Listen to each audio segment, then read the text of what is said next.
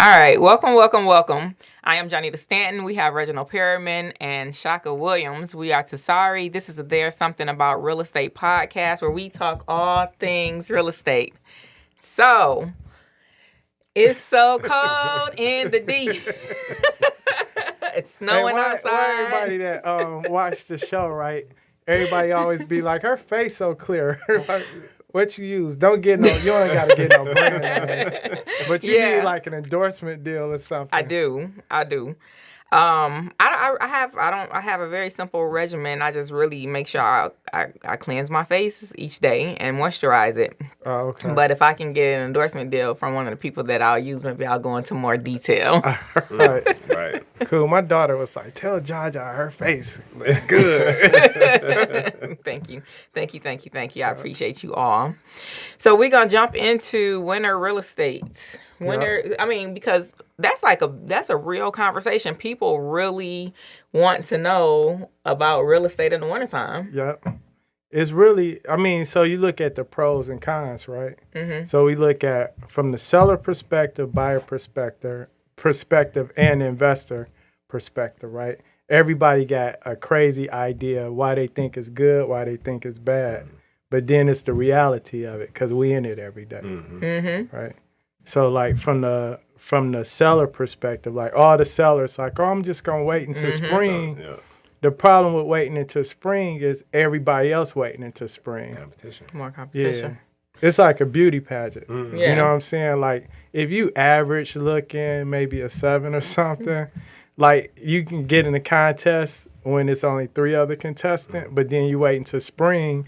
And then it's 23 people you competing against. Oh, yeah. It's not a good look for you. Yeah. So, for sellers, okay, this is Michigan, November, and we are just starting to get our snow that's going to be sticking around for a few months, right? Right. So, when you meet with the seller and they're kind of like, you know what, I really want to sell, but, I'm just going to wait until May and have everything ready for you. Do you kind of like push that a little bit because you want to go ahead and list it? Or do you like how do you walk into that scenario? Well, for me, it really depends like what their overall goal is, right? So if somebody say, I want to be in a new house by June, you really need to have your house on the market 2 to 3 months before you need to move because the time it take to close. So then like in the winter months, people think like, oh, it's not a lot of buyers out here. No, it's a lot of buyers. They're just the more serious buyers. Because think about like in the summertime, like in June, somebody's getting off work at 5 o'clock. Mm-hmm. They see a house for sale. They might call. They'll be out looking at houses on a Wednesday until 8 o'clock. Those same people in the wintertime, they just going to wait until the weekend. So the same buyers are there. It's just like a delayed amount of activity that may just come once or twice a week versus every day. I think that, so I think me and Shaki used to talk about this a lot. So I'm debate. We have a debate on this all the time. That's what we're here for. I just feel like houses can sell, like you put it on the market, there's going to be someone who loves that house. And I believe if it's priced right and it's a nice home, you're still going to get multiple offers. Now, you may not have 20 offers, right? But you may have 10. Right. Well, think about it this way. The wintertime bring you better buyers because nobody's coming out in 5-degree weather with a 2-year-old just to be curious of looking at houses. Mm-hmm. You get a lot of that in the spring and the summer months. People just curious. They're thinking about buying, but they're not really serious about buying. Right. So it looks like, oh, it's a lot of buyers out here. No, when you cut it down to the people that actually can buy and want to, the wintertime will filter out those other curious buyers, the tire kickers.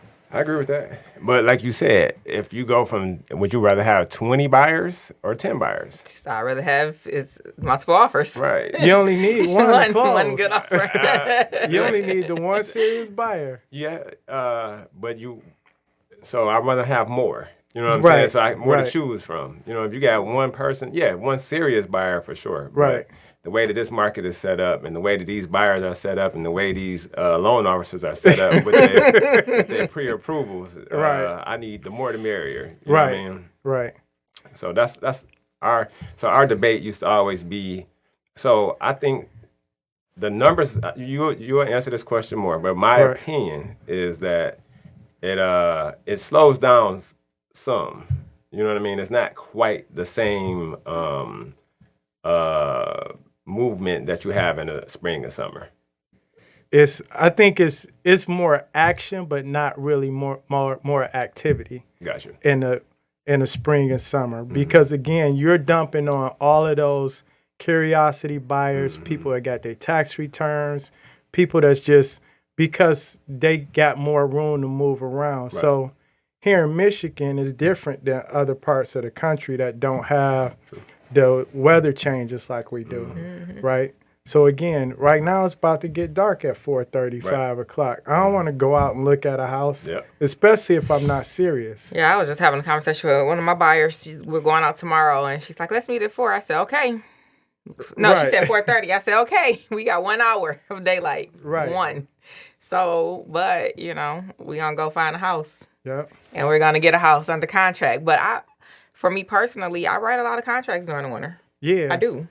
And my winter months be good too. So like, and here's the thing, like every season has a different buyer, right? So like in summer, you got that whole bulk of buyers that's trying to buy because their kids, so my kids are going to start at a new school. So we want to be in by the summer so we can transition schools. And now you got people that everybody that was looking at October, they want to buy and be in before the holidays. Yep. Then you got people that want to be in before New Year's. Then you got people before Christmas. So you got all of these different people that just start looking for different reasons based on what season it is. And it used to be, you know, tax time. Everybody was getting their tax money, and that was their down payment money. Yeah. So that kind of fueled that whole springtime is the best time thing. Gotcha. Well, it's not always the case. So you think that the numbers, and we got to do some research on this, but you think that the numbers suggest that it's the same? Yeah, well, there is going to be a slowdown every winter because, too, a lot of people just have that mindset. Right. So a lot of realtors take off for the winter or they take an extra couple of weeks off. So when you got all of these people not working around the same time, of course it's going to be a slowdown. So the answer is yes, that is a slowdown. Yeah. I think there is a slowdown, but I think the question is more so like based around a hindrance. You know what I'm saying? Like, will my house sell if I put it on the market in December? Yes. Yeah. So we're talking about the pros and cons from a seller side. Yeah. There's if you're in a good seller's market, it's always a good time to sell. Exactly. Right. Because and then I tell sellers, if you know for a fact you're gonna move, why are you waiting? It's never getting better, right? Right. So like interest rates could go up between now and spring. Rates can go up 2%. That cuts out probably like 10% of your buyers, if not more, right? Yep, that's my people that are like, oh, you know, let's raise the spring. I always say, just remember rates. Yep, you know? Remember rates. And then the more homes that are on the market at once, that decrease your chances of getting the highest price because buyers got more to choose from. Even though it might be more buyers in the market or appear to be more buyers in the market, you don't know. So you was talking about from the buyer's perspective when you was talking about the rates, and Reg was... Both. So sometimes the seller wanting to sell also wants to buy as well. Yeah. So then if they're waiting to sell their home in order to buy, now they're just pushing their time back. And so right now the interest rates are still historically low, very good place. They could very well be the same in 4 months. However, we don't know. Right. There's the unknown. So I tell everybody, like, you know, the rates are just something to pay attention to, whether you're a buyer or a seller. Agree. Yeah. So what was we at? Hold on. So we were talking about. So I guess there is no. Reggie answered the question about if it's a better time to sell, and the answer is no, not necessarily. Right. In my opinion, right. Now other people may feel different. No, but you did the research. Yeah. So as far as you have all the elements in order to be able to successfully sell your house, right? Right. So the answer is no, as far as the seller is concerned. Right. And the buyer, the answer would be no too, right? Well, from a buyer perspective, it may or may not be, depending on what they're looking for. So if we're talking an investor buyer, it may or may not be depending on what they're looking for. So if you're looking for distressed sellers, you know what I'm saying? When you're distressed in the summertime, you definitely gonna be distressed in the winter months. Oh, man. Because you got it here in Michigan, you got that heat bill. You know what I'm saying? Some people heat bill, it's like a third of what they pay on their mortgage. So you think about those holding costs, or if it's a vacant home, you got security, you either got to winterize it or pay a heat bill. People are desperate to get rid of that property. So it's a difference. It depends on what the buyer's looking for. So that means for the buyer, though, it's a great time to buy. Because of desperation. Yeah. If you can find those type of sellers, because not every seller is in that predicament where they're desperate to sell. I think it's a good time for buyers because, like you said, the movement is different. It's not as, I mean, if a house is hot, it's hot, no matter what month it is, period. But you can look around and, you can make a selection, like, how do you want to be it? So, okay, if we look at 5 homes over in this area and 2 of them been on the market for 2 days and 2 of them been on the market for 45 days, but they are all comparable, I would go after those 45-day homes because we can negotiate there. Yeah, you got more negotiating power. So I don't know. I think that it just depends on who you are as to whether or not it's a good time in the wintertime to move. Right. Because, are you moving, if you're a buyer, are you moving children? Do you have to worry about schools? How much are the holidays influencing your purchase and things like that? Because some people are like, I gotta buy these gifts. Right. Get them toys, They make them toys a priority over that roof. So I see it all the time. Well, I gotta wait because I gotta have Christmas. Like, no, you This don't. is Not Christmas. without no exactly. house. So the answer is situational. Depends on everybody's situation. Everybody's situation is different, and depending on your situation, that determines when is a good time to buy a house. It's not seasons. Yeah, Season exactly. doesn't dictate that. Yeah. So from a seller standpoint, I would say if you're gonna list in the winter, do it. There's no real disadvantage unless you're desperate, right? Because if you were desperate in the warm months, you're going to be more desperate during the winter months, right? Financially, the holding costs, everything increases. But for a seller, if it's a solid market, it's always a good time. The season don't matter. From a buyer perspective, it may be better to buy in the wintertime if you're looking for those type of sellers that may be in a desperate situation or a distressed sale. So I'm gonna tell y'all some issues that I have with buying in the wintertime. Right. So maybe a lot of people have some of the same things. Yep. So there's certain things you can't check in the wintertime. Right. Like leaky basements. You know what I mean? You can hide those very easily in the wintertime because you don't have the water coming through. Right. What else? AC. You know what I mean? You can't check the AC. Check the AC in the wintertime. So it's certain things that I feel like the seller has an advantage on over the buyer when it comes to buying in the wintertime. So I think that if you don't have a really good inspection company, then I won't say that you have to wait, but you need to be extra careful when you're purchasing in the wintertime. Yeah, I agree. So when I have a buyer that's buying in the wintertime when it comes to the ACs, because they do, they want to check it, but it's kind of like, look, if it's old and it's been here for 15 plus years, you may want to just budget for a new one. Right. Because you are taking a risk. We can't turn it on to check and see if it works. If it's younger or newer than maybe a few years old, you may want to try to get a warranty for those items. Right. Or there are certain insurance companies that offer endorsements. I know there are 2 in Michigan right now where you can get service line protections and mechanical protection. So that's going to be your furnace and AC. So choose those insurance companies instead of some insurance company that doesn't offer that. So. Yeah, I think, like you said, that's the answer, the home warranty for the buyer for an item like that, because everything else can be checked. But what I noticed, too, the biggest issue I run into is the roof and the concrete. So, like, if it's 4 inches, 5 inches of snow on the ground, no appraiser, no inspector is going out to shovel all the snow to check the concrete to see if there's any cracks, right? Yep.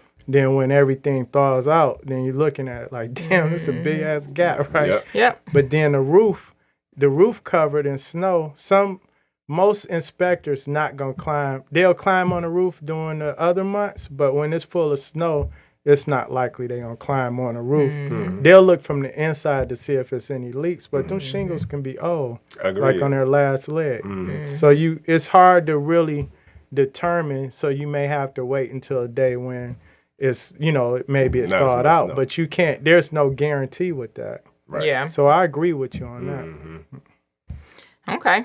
So we are going to, what about investments for the investor purchasing a home for flips, not for necessarily holds, but if you're a fix and flipper, you're going to purchase a house in the dead of January or February. I hate buying in the Do you? winter. And I feel like it's This go back to that 90 holding for 90 days and 60-day debate we had. You almost forced to hold it. If I go to a house and I see a bunch of exterior work, I barely want to touch it. If it's brickwork, concrete roof, and you buying it in November, you may be stuck without touching that stuff until maybe March. For sure. Yeah. Which is the house you came over and you videoed. Yeah. Which is why I was trying to hurry up and get that. Like we're in our last. I mean, we doing siding right now. Right. Like on the flip. You know what I mean? We got like a day. I need one day. Yeah. You know what I mean, to finish it. But I think it depends too on the type of investor you are. Right. You know what I'm saying? So if you like Reggie saying you want to be done in 90 days, Right. then no, it's probably not a good idea to buy it. And We done definitely brought a couple houses in the dead of winter, or right Just before. did. It was like the dead of winter when we got. We did just close it. But see, y'all always budget y'all time for 6 months. But we don't like having an exterior. So the house that we just closed on that he's talking about, I did an exterior. He didn't want to go. I'm like, so you don't want to walk around the outside of this house? He's like, nope. I'm like, all right, I'll go. But it's that house, we're not going to have to really worry about exterior maintenance. Right. Everything is going to be interior.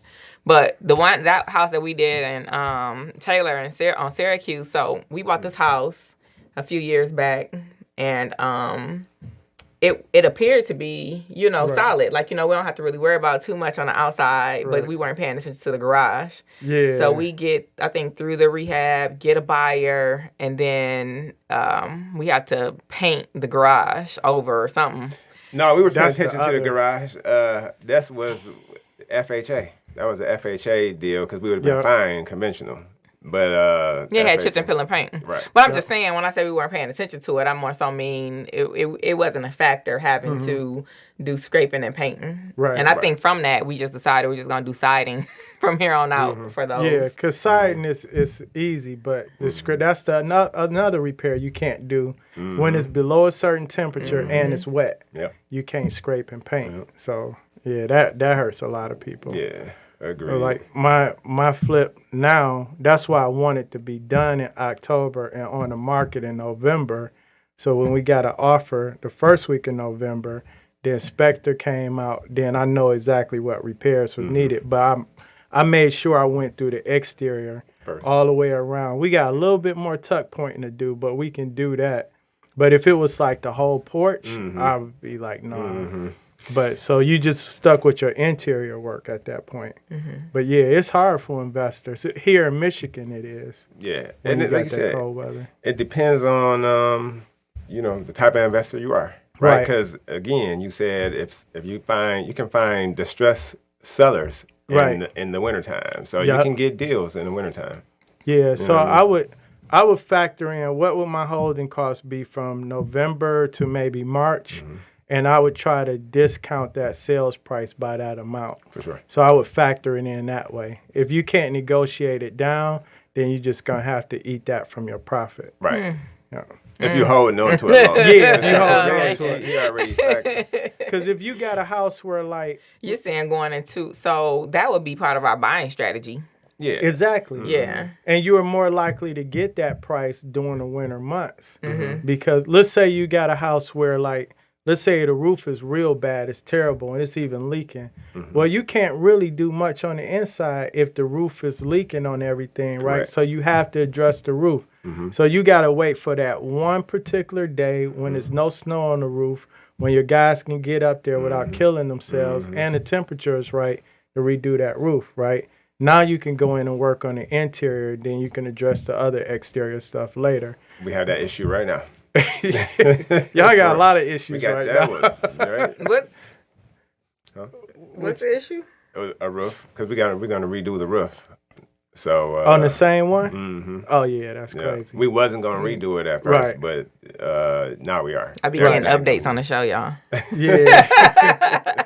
Yeah, I was there. I could see right outside from the inside. You didn't walk up there? No, that was. Oh yeah, he was looking through the chimney. Yeah. So No, that would've I been- went. Remember, we was looking, and I was facing the front of the house the when we was fascia. upstairs. Yeah, Yeah, the yeah, fascia I fascia. could see right out. Yeah, we had to replace the fascia on the front, but we was gonna overall keep the roof. The Okay, shingles, the because they shingles, so weren't y'all too bad, but we were discussing it because it's got that.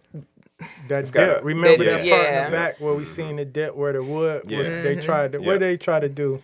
They just With the- didn't. The ceiling, the roof truss was broke. They put some old ones with the new They tried ones to cistern? over the cistern. Yeah. Oh, okay. And they just didn't do it right. I mean, And that's the big crazy thing fix. is, Jay, we can see that stuff. So the question was before we went into the house, okay, well, will we replace the roof? And Right. sometimes we feel like, y'all be good. But then when he get in there and start ripping everything apart, like, yeah, we might as well Yeah. rip this out too. I'm like, oh my God. But I had that on our budget though. Right. You know, so we was hoping we can get away with it though. Right. Yeah. So I think with buyers, so here's the thing. Like I hate working with realtors that are inexperienced or don't use common sense when it comes to the closing process and repairs. So you get an FHA deal and like it just snowed today, right? We haven't had snow all week. Appraiser come out, say paint the garage or paint all exterior peel and paint, right? And the agent is like, well, when they gonna paint? When they gonna paint? How Like about an escrow? it's wet and it's 20 degrees outside. You don't want me to go paint. Now you can slap some paint on there and get the appraiser back out, but that paint is gonna peel by the time the buyer move in. But the fix for that would be, so for weather-related purposes, they will allow a small escrow. Right. So explain how the escrow work. And keep in mind, not all lenders do that, They, but most of them do. Yeah. So I want to name obviously one or two it's- that don't do it, and I hate that they don't do it because I'm like, y'all doing so much business in Michigan. How can you not understand that if this doesn't benefit your asset that you loan money on? Right. So if I lay this slab of concrete, they got mixture you can use, and it'll look nice for a week or two. Yep. But as soon as the weather thaws, it's gonna crumble. Yeah. So how does the escrow work? So you have to take the cost of the repair. So if that's $1,000, plus with half, Yep. Plus half. and so that would be $1,500 that you would need to leave in escrow for the repairs to be done once the weather breaks. Right. So for a buyer buying a home, I'm buying a home from you, right? You the seller, and FHA comes out and say you need some concrete work. We can't do the concrete work because it's 6 degrees outside and it's snow, and So- we don't know when it's gonna let up. So what? Who's paying the escrow money? How is that The working? seller is paying the escrow money, so they're not doing the repair right now, but they should have a contractor that's come out giving them a bid. Right. Someone who's actually going to be able to do the work for that dollar amount. Right. And then they're going to secure that by putting that money in escrow, probably with the title company here in Michigan. Right. But isn't that negotiated? Who pays it? So typically that's negotiated up front in your FHA addendum. Who's going to be first responsible for the repairs that are cited by FHA. And so obviously that's going to be whatever is agreed. So from this standpoint, I'm saying, okay, the seller is the first that we negotiated. The seller is going to be the first person, and that the seller will contribute up to X amount of dollars. Now, if you go past that X amount of dollars that was agreed, now you're coming back for further negotiations. So, yeah, the Right. seller can say, no, I'm not making that repair, kill the deal. Right. But I guess we're talking hypothetically, if we were going to continue to move forward, how do we get past that repair portion that's keeping us from closing right now? Right. So the money is held in escrow with the title company. Once the weather allows and the work is done, the title company would cut a check to the contractor. Yep. Right. And you don't necessarily have to use that contractor, but Right. it just will behoove the buyer, in my opinion, to have someone who has already said they would do the work for that price. Right. Yeah. Yeah. So, in my opinion, if I'm representing the buyer, I want the buyer's contractor to get the bid, like a 100%. contractor Okay, they we got the selected. pause. 100%. Right. Yeah, just clicked on. Like, what happened? Oh well, we'll keep talking. You can just turn that off. It's still on here. It's weird. You never did that before. Yep. So, I got like 1 second of that, and I took the camera off of it. Okay. oh, that's funny. So, I would, if I'm representing the buyer, I want the buyer to get the contractor. Because keep in mind, this is the contractor you may have to deal with. You close in November, they probably can't do the work until April, right? If this is somebody the buyer doesn't know from Adam, then, you know what I'm saying, how do you get a hold of them? And what did they have a legit bid amount? Because Correct. now, if you can't find this contractor, Yep. you stuck with $1,500, but it's really a $3,000 Yeah. job. That's why Right. we never let the sellers get the contract. Right. So one of the things Now, that if I'm I've had representing the to seller, If I'm Yeah. representing the buyer. But right? Yeah. I've had my buyers to, in those situations, contact that company. So like I just Right. had a situation not too long ago with the water, a foundation. So foundation systems of whatever. Michigan? Yeah, Yep. Michigan. Yep. And I'm like, if you want to get more people out, that's great. This is, a lot of people think that this is a reputable company. You can Google it, but call these people Right. and make sure, they issued this bid, make sure they're going to have availability. Like, you have to still do your due diligence. You don't Right. just pass it off to, the seller said it was good, Right. the realtor said it was good.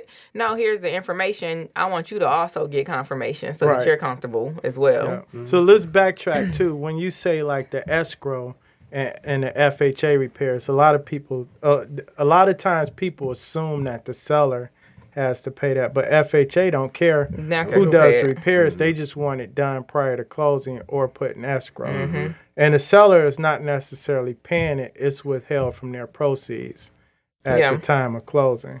So, and I just had this too. Right now, the market is still crazy hot. So, a lot of competition. I called you and asked you if you saw that Yeah. house over in Green Acres. So that house, I think when we went over there, it had 10 offers on it already. My buyer is an FHA buyer.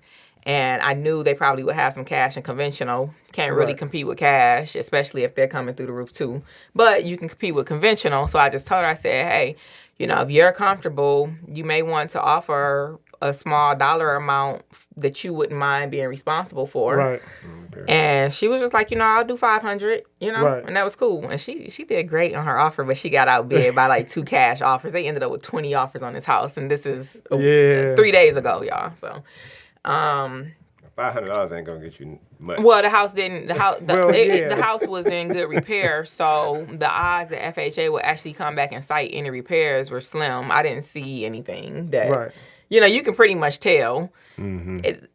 The house didn't need anything. Right. It was just old and outdated, but whoever stayed there for the last 30 or 40 years, they loved that house. Like, Yeah. people were going through the roof trying to get this house. Yeah, you can tell. Like I tell like agents and like just anybody working with sellers too.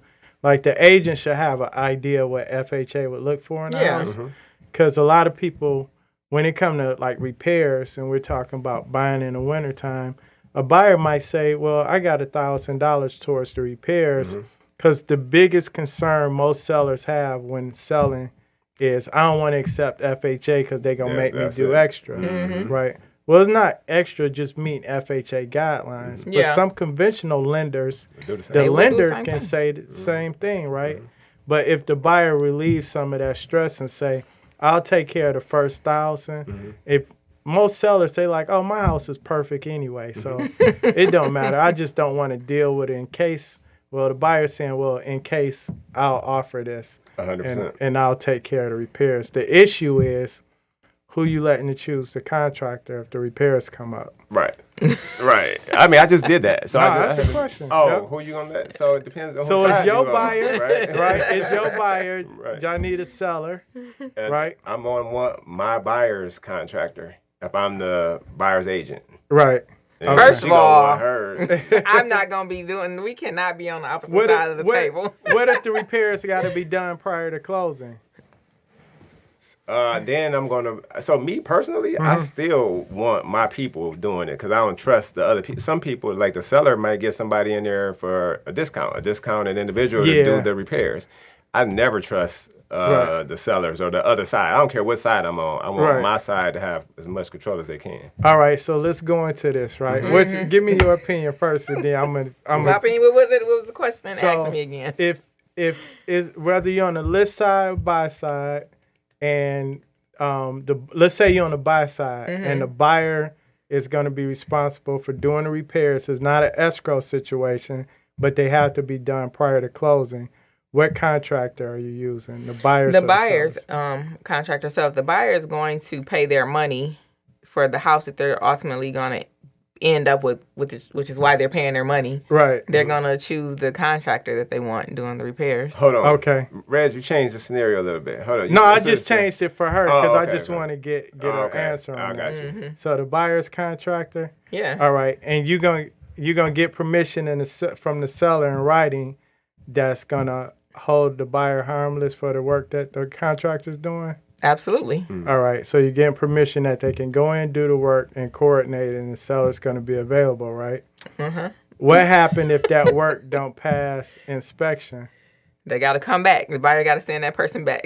But what if the seller get mad because that delayed the closing? Now you passed the deadline, and the seller want to cancel the closing.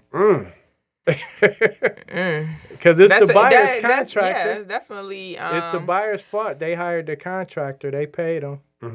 I think that most of the time, I think, so put a dollar amount on that. How much was the repairs? Let's say it's a $2,000 worth of repairs, and it's like several small repairs. Okay, so $2,000 repair. Yes, Mr. Seller, we apologize that our contractor missed this, but hey, another 3 days. I'm sure you're not going to walk away from $300,000 or $500,000 just for 3 days, are we? No. Okay, so can we please move forward? You know what I mean? Right. And most of the time they'll say, okay, this is it though. We're not dealing with this no more. This is it though. I hear that a lot. All the time. Right. So, and I think it's approach, you know what I mean? Like, I really do try to have a good rapport with my agent colleagues when I'm working through a transaction as much as possible. It's not always possible, but for the most part, I definitely can. I have good rapport with the people on the other side. Like, you know, if something is going on. I mean, you know how I am in a transaction. Like, I'm always call, hey, this is what's going on. This is where we at. I'm very transparent without giving away too much of my client's personal information. Right. And people respect that. And as long as the communication is there, typically that solves the problems before. That's like a proactive approach to problem solving, because once the minute you can't communicate or you have a bad attitude, your agent colleagues are gonna be like, okay, like huffing and puffing when they see your number popping up, you know, what this person want now. It better not be no BS today, you know. So you just want to have that rapport to be able to work through some of those issues.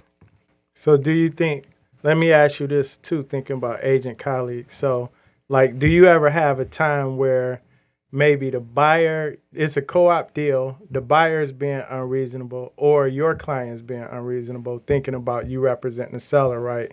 Have you ever been in a position where you just told the other agent or the buyer, let's just kill the deal, and they kept pushing, but you knew your client didn't really want to move forward?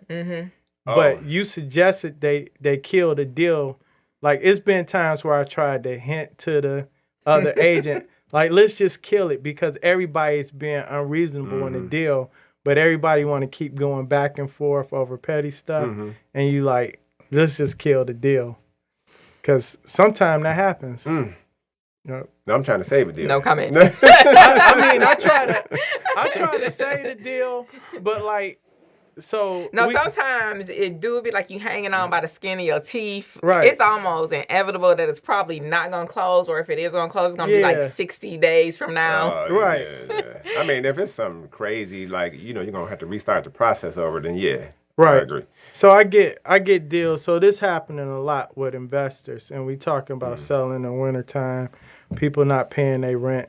So a lot of these investors, they don't have a property manager or they have a bad one. Buyers asking for rental records. They want the rent rolls and all of that. And I'm like, the tenant isn't even paying rent. You know what I'm saying? So they make an offer subject to that, and I'm like, the seller will accept it, but they don't have anything to provide because they don't. Some of these out-of-state investors don't even know the tenant. They just had a property manager that disappeared, and the agent just keep trying to push it. I need this so we can close, and this. I'm like, I told you that before we signed. You wasn't getting it. So the seller's like, I don't have it, what they want to do. So I'm telling the agent, let's just kill the deal. No, but my buyer really want the house. I'm like, well, if they really want it, this how they going to take it, right? That's it. So you going back and forth with that for several weeks, and it's like, why are we fighting over something that's not going to happen, that the client doesn't even have? Yeah. So when we bring that back to repairs, sometime that happens, like, there's no way I can do this repair in this weather. Right. So if your buyer wants it, They got to go sign whatever they need to sign. They need to sign, or let's just kill the deal. Like, I'm actually telling my personal residence, I'm kind of going to be dealing with that here in a minute. Right. So I sold my house. My house has a lot of deferred. Yep, it has a lot of Who deferred was your maintenance. agent? I was my agent. You pay a full commission? No, I was- I paid full commission. All right.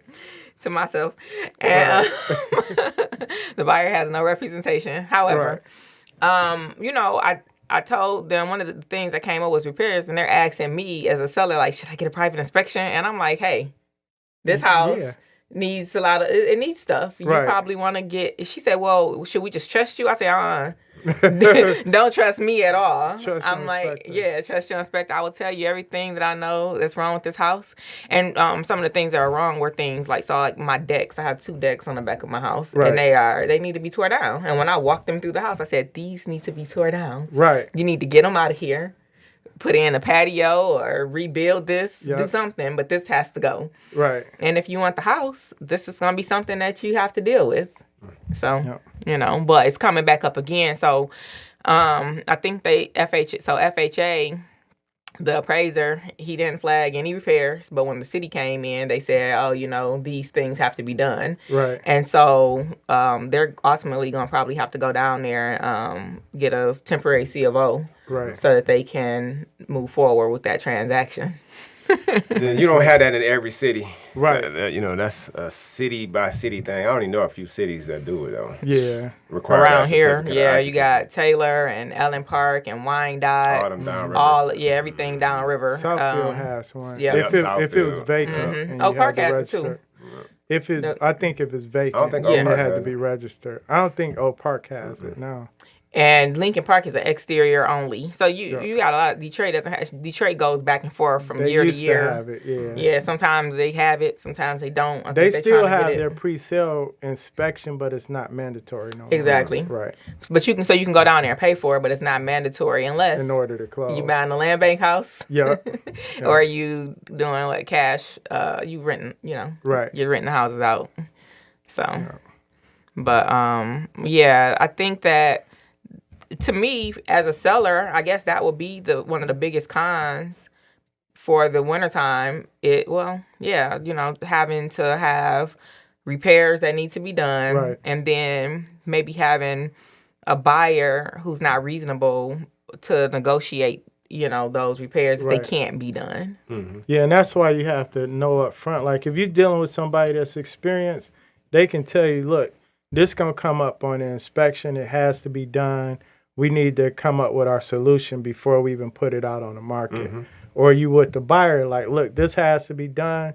You can close, but the work not going to get done until after spring or whatever. Mm-hmm. Now, speaking of the investor, you brought up a good point, the rental properties. So an investor just brought a rental property. Maybe it already has a tenant in it, but it needs some work to bring it up to code. Mm-hmm. So most cities, they will give you, they understand it. They not stupid. They like, this house needs to be painted on the exterior.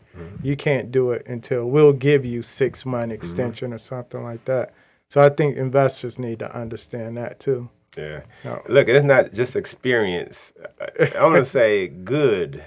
Yeah. Your realtor got to be good, right? Right. Because I run into a lot of experienced realtors, so they say. Right. I've been a realtor for 25, 30 years. Well, what? Yep. And they horrible at problem solving, though. Well, I mean, Okay, hold on. experience with certain situations. Mm-hmm. So they've saw these problems before. They have experience with dealing with FHA. But I agree But with you remember on that. the well issue, but from the experienced listing agent. Yes. Yes. Yeah. Like it was, you're selling a property that's on a well, but you don't know that you have to have Yeah, the inspection. inspection be prior. It was prior to listing. Oh, that happened to me. Yeah, that's what I'm talking about. I'm thinking about the one all the way out in Timbuktu, but you talking about the one down in like Milan or something. Yeah. Yeah. That.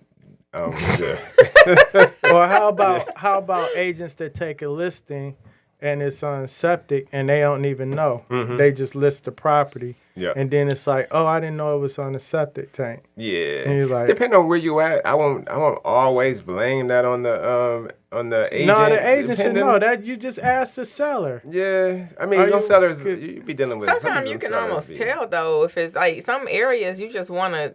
It's like where we were at with your people from New York. That's what I'm saying. It Right. depends on where it is. You know what I mean? If they came a little bit further in Ann Arbor, then that was in the country. So Mhm. Right. yeah, I'm That's gonna what- expect right. that, right? But in the city, you wouldn't necessarily expect that, but that does There's parts occur. of Southfield. It's a lot of Yeah. houses Yeah, in it is. Southfield that's still on Yeah. septic. You know what I mean? So that's what I mean. So I guess that would go back to being good then, right? Yeah. Or It's just, Good versus experience. well, the experience is, hey, I ran into this issue before. Mm-hmm. Now I know how to solve it. But did you solve it the first time? Or when you ran into it the first time, did you They kill learn the deal? from it. No, they learn from it. Maybe the deal did die, but they learn from it. And they say next time I list a house in Southfield, I'm gonna ask, are you city, sewer, or are you septic? Or you can right? just ask, hey, this may Right. be a dumb question, but I mean, Right. so that's one of the things that I do. I tell people all the time, like, yeah, I've been selling real estate since 2003, but I learn stuff every day. Right. And when I come across it, I just add it to my things to do. No. Yeah. My list of questions that I ask. So it Yeah. could be dead smack in the middle of Detroit, but hey, if this is on the checklist, is it on the well or septic? I know it's not. Right. Because Detroit, that's just not likely. So you're saying And you're then, a good agent. but see, a good agent don't have to be experienced, Mm-hmm. right? They just know to ask good questions Correct. and get the questions answered that they need, so they Yes. don't run into those problems. Right. So yeah, you need a good experienced There agent. you go. I take that. Because think about it too. You got people that are like this house. Right. These people actually no, not that one. But you have people that haven't lived in the house. Right. And so you asking somebody, investor who hasn't even been there, is it well or septic? Right. And they don't know. Actual Right. inspector. You know what I mean? But Yeah. I guess my point is, as the agent, you know what I mean? If Yeah. you're coming in, you may not necessarily know that. You know what I mean? And then too, like, and I don't want to rag on inexperienced people because there's some inexperienced people that are selling real estate currently, and they're going to be very good, but hopefully they have a team of people around them that they can refer to, Right. you know, for help and for questions and things like that. I mean, even now, I with my people, my clients, I Right. tell them like I got about 5 people, and we're all like 20-year plus veterans, and we talk about this stuff. So hey. Right. If you got a question and I can't answer it, I'm sure one of my colleagues does. well, I'm going to What's say your- something about that. Go ahead. Oh, go ahead. I was gonna say, what's your oldest? What's your oldest client you had that was like not really grown? If that makes sense. The son. Oh yes. Oh, but you saying that wasn't because he kind of Well, was. I mean, Nah, he like, was not grown. mature. Like No, they, he was- they old in age, but it's like, Oh, my Oh. mama said don't buy this house. So I got a whole and you bunch be of them. like, dude, you 48. Like, just- you older than me. Like, what you mean? I just Let bought a Chaka house. tell I the was story. buying the house, right? I was just buying the house, and it was a cash deal, Mm-hmm. right? And it was like it took us a long time to get the title for whatever reason. I don't know why. So we had a Right. long time to know that that I was buying this house and that Right. he was selling the house. But his father had to. So for some reason, his father was on the title, so Okay. his father had to sign. Right. So his father come to the closing like, man, hell no, I'm Oh, not you, selling the the one house you for this. talking about with the net, when the net was less than it. Right. Yes. You know what I mean? And so the dude that was selling it was older than me. Right. And his dad was like, no, I'm not signing this. You know what I Right. mean? So then I had the title lady was all scared and everything. So I had to go down. You know, I'm upstairs. I didn't Right. know none of this was happening. She come upstairs scared as heck. So I had to go down. He going off on everybody in there. The Right. dad, the older father going off on everybody. And I'm like, look, he like, we could put a little bit of nothing in this house and sell it for this $1 amount. I'm like, maybe, you know, you might Why be didn't you able do to. it already? I'm like, maybe this is not a good deal for y'all. You know what I'm Right. saying? You got to be, in real estate, what I learned, you got to be willing to walk away from the Yep. deal. You know what I'm saying? Right. You can't be married. You can't be emotional. It's Right. got to be dollars and cents. If it Yep. doesn't make sense, then, you know, I can walk away from the deal. Right. He ended up signing, but yeah, that happens all the time. Well, so you know, being a broker and dealing with agents, I hear like all the stories. So it's like one of the agents was like working with a client, and the client mother was like, "No, you know, the inspection report came back." And it's typical. It's the house built between like 45, 46 or something like that.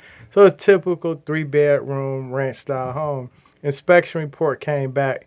Nothing major. It's a typical inspection report, but it looks like a lot to a new buyer, right? And the mother like, the furnace is over 10 years old and you're going to have to replace. I'm like, damn, my furnace 8 years old. You know what I'm saying? So like she breaking down all this little stuff, and he said it's they got to do some grading around the perimeter. What's all of that? Dirt. You know, like she just breaking it down. So like 2 or 3 more houses later, my agent he was telling me, he was like, so I asked her where she stayed, like where did she buy her house at, and she was like, I don't own the house. I'm like, dude, but the guy's like our age. His mother probably like 20 years old, 60s or something. And it's not to say that you don't want good counsel or good advice from somebody, but at least take it from somebody who knows what they're doing. But it's like sometimes I'm just seeing like, and I don't know if it's just me, but it seemed like it's a thing we call extended adolescence. So it's like people in their mid-30s up to maybe like 50, sometimes older, they're still relying on their parents to make some of these decisions for them. And it's like, man. So mine is in reverse. The client, so this was not, you know, we give our people like all of the worst reps. So this was, you know, different descent, not us. Right. And the lady, I loved her to death, but every time we went out or was ready to move toward inspections or pricing, we always had to call her daughter. Yeah. And I'm like, okay. Well, some people, like, for example, if I'm older and let's say my daughter is, because, you know. She's like 50s, mid to late 50s. Okay, I can kind of. Nah, yeah, I see where you're coming from. But, you know, like some of the older generations, right? A lot of them, like, maybe came here and just started working at Ford. So they didn't have, like, a good education. They may have dropped out of high school or something. And their kids were the ones that went and got further education. So they do rely on their kids. Or especially when you're dealing with elderly people, you want their kids to be around. Especially, oh, yeah, absolutely. But sometimes it's like, come on now, you a grown adult. You know what I'm simple saying? decision, right? It's one Yeah, I thing was to gonna take say, advice. Mama was you know, she was good. You know, she Yeah. traveled, she dating, like, nah, this wasn't one of them. Oh, yeah. She just, you know, sometimes people are like that. You know, they involve people who don't. So sometimes it's like it's good, like you said. It may be someone, maybe they don't speak great English, Yep. or maybe they're, you know, elderly to where, you know, you just don't want to be questioned about taking advantage of the elderly. Right. It's like a lot of different situations where that's good, but sometimes you just have clients coming into situations like murking up the deal with their family members. Yeah. Yeah. That's why leave I my- say the good agent, right? Because the good agents are good at being able to. So the reason I consider myself a good agent is because not just because of my experience, but because I'm able to problem solve. So Right. you find out where the issue is, hopefully ahead of time. Yep. You know what I mean? And then you start working on that before it becomes a huge issue. Sometimes you still have those huge issues, but a good agent can still maneuver through those. Yeah. So back to these kids, like, for me, when I realized it's gonna be a bunch of family members, now I'm part of the family. Okay, so what mom say? What did dad say? Right. Oh, where my girl at? That would be like one of the kids. You know what I mean? So who all we got to get here so we can have this conversation? Yeah. You know what I mean? Like, you still have to work with people in their scenarios and make everybody feel comfortable. So, winter in real estate pros and cons. How we wrapping this up? All right. So from the seller side, it's still a pro. I would say list your house whenever the timing is right for you. Don't base it on winter, summer, spring, fall, because winter months are still extremely good for sellers because you have less competition and you have more serious buyers out there buying in the wintertime. And just think about the people that are coming out of situation. Maybe their landlord is selling the house that they're in now and they have to buy. So if you want somebody to have to buy, would you rather they have to buy in the winter or in the summer? The summer just seemed convenient for everything in Michigan, right? But if I have to buy and I have to close and it's the middle of December, I'm doing everything in my power to buy and close, right? So, yeah, it's a pro for the seller, in my opinion. Okay. I don't know what y'all Shaka? think. For the summer? For the seller during the winter. During the winter? For the seller? Yeah, I agree, because you get the hide stuff. No, man. We just playing. Right. No, I was joking. That was a joke. But no, I agree that it is it's a pro because you have less competition, basically. Right. You know what I mean? Your house still going to sell. Right. You know what I mean? And you got, like you said, it's going to be the more serious buyer. So the person that's coming to buy your house is for real. Right. They're not going to get cold feet on the day after the offer is made. Right. You know? So for me, I'm just going to shut down business from October to February, and then y'all can reach me starting March 15th. Just hit me up. I'm ready. So no, just play. I don't know Make what no your money. coach don't say about that. That's not the way to make money in this business. No, I mean, look. Sometimes y'all be watching them, the reality TV realtor shows. Oh, yeah. Like the Hamptons in Yeah. particular. Them agents, they kill in the summertime. Right. And they be done like their all market, though. that is Yeah, their but market. that's their market. I'm moving. That's all I'm Yeah. saying. That's their market. I'm just playing, y'all. I'm gonna be here for you, serving Southeast Michigan. Them shows give realtors a bad name. Like I was watching, it's a couple people I follow on YouTube, and one of them, she was like, if you want to make money, don't become a realtor, right? And she broke down like the average realtor only make $32,000 or whatever. But I'm like, why we keep talking about average, right? And it makes sense. But I get what she's saying because it's a lot of people that's getting into real estate because they seen it on TV and they think it's easy. They not doing the work. People think you can avoid the work because the barrier to entry is so easy to get a They license. go out, get them Louis Vuittons on the first check, don't have another closing for 12 months.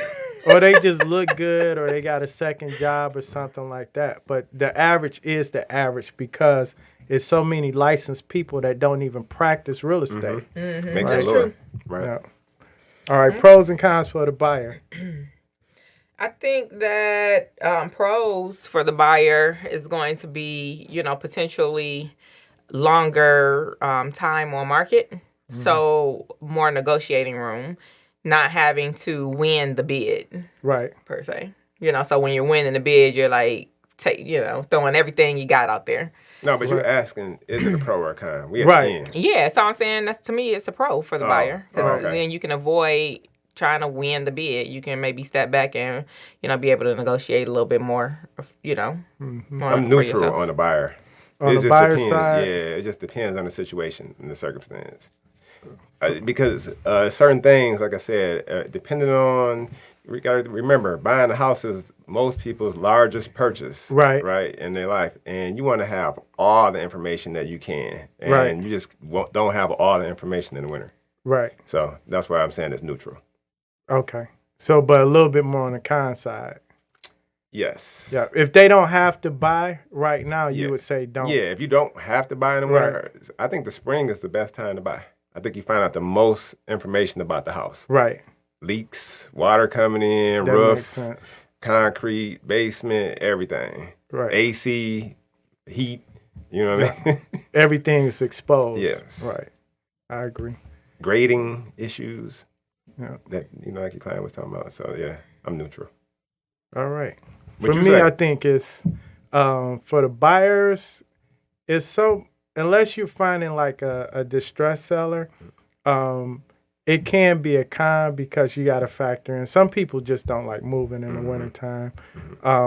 But for what you said, I think those issues can come up, but sometimes you find the right house, it don't matter. But I'm kind of somewhat neutral. I think it depends on your situation. Agreed. You can find great deals in the wintertime. Like you said, negotiation, days on the market.